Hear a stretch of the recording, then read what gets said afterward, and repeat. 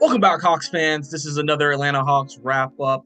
It's your boy Bryce Lewis back at it again to give you all the latest updates, post-game coverage after the Hawks win or lose a game. And tonight, they're coming off a victory over the Milwaukee Bucks. We've played the Bucks 3 times in 3 weeks. We're 2-1 now in the season series, so that's good. Obviously, a team that Hawks I view as a team that they have to go through potentially to get to the NBA Finals or deep into the Eastern Conference Finals. But they were able to get the win tonight. Obviously, Bucks had no Drew Holiday, but no Pat Connaughton. Grayson Allen was hurt during the game, and obviously Chris Middleton hasn't played this entire season yet. But still an impressive team victory tonight as Hawks win 121-106.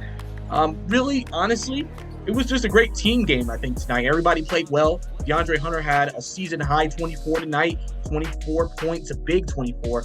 Obviously, Trae Young, 21 tonight. I think he actually played a little bit better of the game, especially in the first half. I think he didn't force any shots. I think he played well. Collins, 16 and 9. Obviously, you can tell early they were trying to give him the ball. He still doesn't have a shot yet from 3, but I think he's going to continue to work, and he's played very well defensively for the Atlanta Hawks this season as well. Obviously, that's something that's just going to come with just more game playing. I mean, you know the season, you know what teams say, coaches say all the time. Just continue to do other things well, and eventually shots will fall for you, and I think that's going to happen for John. So he just needs to keep staying the course.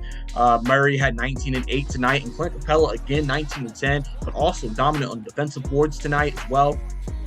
He had 2 blocks in the game. He just felt like he was impacting Giannis at the rim a lot, obviously, because he's their best shot blocker. So, and one thing I think that's been big for him too is that Clint Capella, I said this in a tweet, I feel like he's one of those guys who gets himself in game shape, so at the beginning of the season, he'll struggle.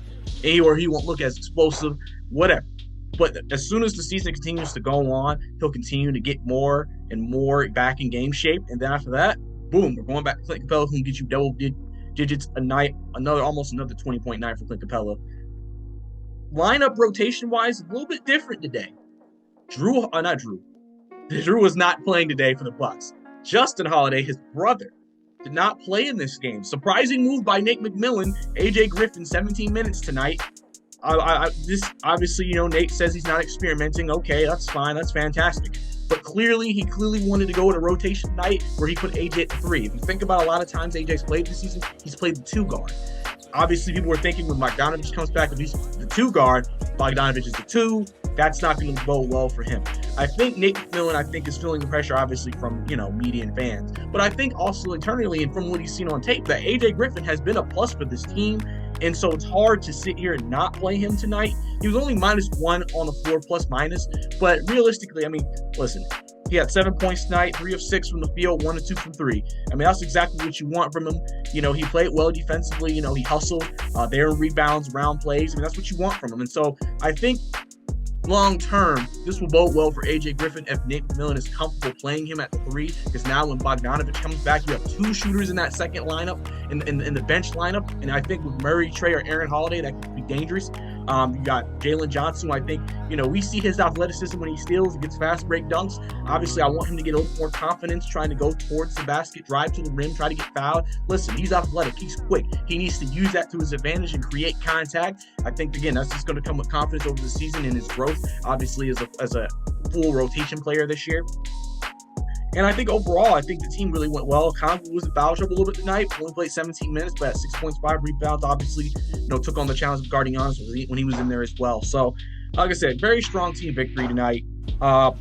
Rebounding battle was pretty equal. 45 for the Hawks, 46 for the Bucks. But the Hawks had 13 offensive rebounds. Bucks had 11.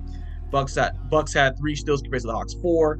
Also, it seemed like there was a lot of fouls tonight on Giannis. Giannis was not great from the free throw line tonight. His free throw demons came up and showed up again tonight. Obviously, this is something, again, it's going to be the same conversation with Giannis. Playoffs, you can't hit free throws. That can be an issue. When they won the NBA championship just a couple of years ago, he was hitting those. If he's not hitting them, that's not going to bode well for them moving forward. Obviously, we can talk about officiating. Hawks fans, you're watching this video.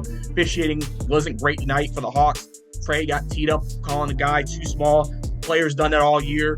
Never got teed up to a Trae. Obviously, if you're paying attention to NBA Twitter, if you're on NBA, any social, Jason Tatum tonight got teed up just for clapping his hands. So, I don't know what's up with officiating. We feel like that, the Hawks have not gotten the best whistle from officials this year, but it is what it is. But at the end of the day, Hawks also went to the free throw line 30 times tonight, 26 of 30 from the free throw line. Hawks really don't always go to the free throw line a lot of these games. A lot of the time, Hawks were at last in free throw attempts as a team. And to get 30 tonight was big, where, Milwaukee at 41. But, 30 for the Hawks. I mean, they have good free throw shooters. Getting to the line is important for them, and that's going to be big. And they almost shot 50% from the field. So I think that's major. And all those things came together tonight, and they got a good team victory. Again, without Drew Holiday for the Bucks, without, Chris Middleton, without Pat Connaughton. I get all that, but it was a good victory for the Hawks tonight to go to 9-5 on the year. Continuously, during this tough stretch, they're trading wins and losses. Obviously, coming up this Wednesday, they have a real test coming to Atlanta. The Boston Celtics invade State Farm Arena. Jason Tatum and Jaylen Brown are coming in trying to get a dub, and it's gonna be interesting to see what happens. Obviously, this is probably one of the best duos they played all year. So it's gonna be interesting to see what happens. Obviously, Boston's coming in there 11-3 as well. So they're above the Hawks right now, also in the Eastern Conference. So I think this is a good win, a good team win. I'm curious to see what rotation Nate McMillan tries to use moving forward. Obviously, that's just gonna. Nate says he's not experimenting, but you're doing different things. You can't just say you're just doing it. I get what he's saying. He's saying, oh, well, we need more shooting this game. Oh, I think we need more of him this game. That's kind of what you want your head coach to do based off the game. But at the same time, people feel like you can't say you have a rookie playing major minutes for you and he's not developing. That just doesn't sound right. It sounds kind of weird, actually, because he's a rookie. He's not fully developed. You're putting him in there because you believe he can help the team. And the more minutes he plays, the more comfortable he can get and the more confident he can play. And that's what you want to see. So, like I said, big time for those guys tonight. Like I said, Hunter with the season high tonight, 24, 10 of 10 from the charity stripe.